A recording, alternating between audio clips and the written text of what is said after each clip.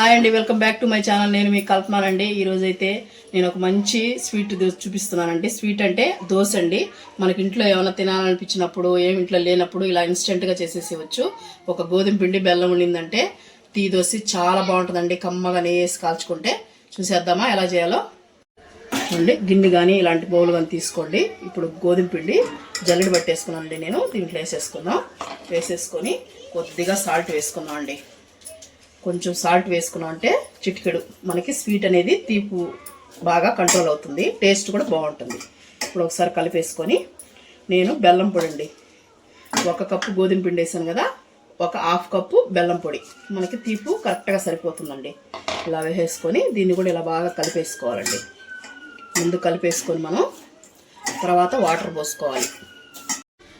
ఇప్పుడు బాగా కలిసింది కదండి. నేనైతే బెల్లం పొడి వేసుకున్నాను, సింపుల్గా కలిసిపోతుందండి. మీ దగ్గర బెల్లం ఉంటే తురిమి వేసుకోండి, ఈజీగా కలిసిపోతుంది. ఇప్పుడు మనం వాటర్ పోసుకుంటూ కొంచెం మరీ పలసగా కాకుండా మరీ చిక్కగా కాకుండా ఎలా కలుపుకోవాలో చూపిస్తానండి. నేను చేయి పెట్టి కలుపుకోండి, గంటి కన్నా బాగా మనకు ఉండలు లేకుండా బాగా కలిసిపోతుందండి చేత్తోనే కలిపామంటే.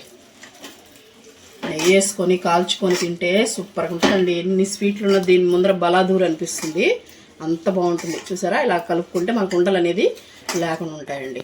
ఇప్పుడు మనం ఇంకా తగినంత వాటర్ పడతాయి మనకి, పోసి కలిపేసుకుంటాను. నేను చూపిస్తాను మీకు.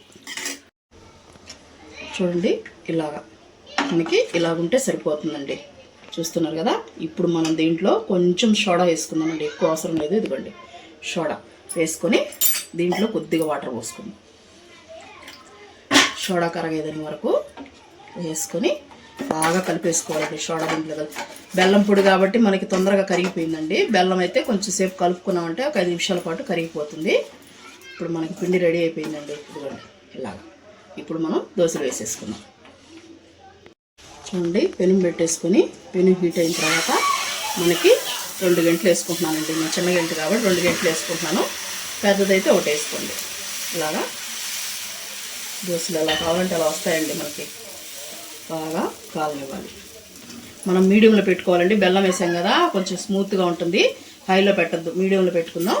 ఇప్పుడు కాస్త నెయ్యి వేసుకుందామండి. బెల్లం దోశ అంటే నేను నెయ్యి కదా, చూడండి ఇలా ఉంది. నెయ్యి ఇలా వేసుకున్నామంటే పైన చాలా బాగుంటుందండి, తినేటప్పుడు సూపర్ టేస్ట్గా ఉంటుంది.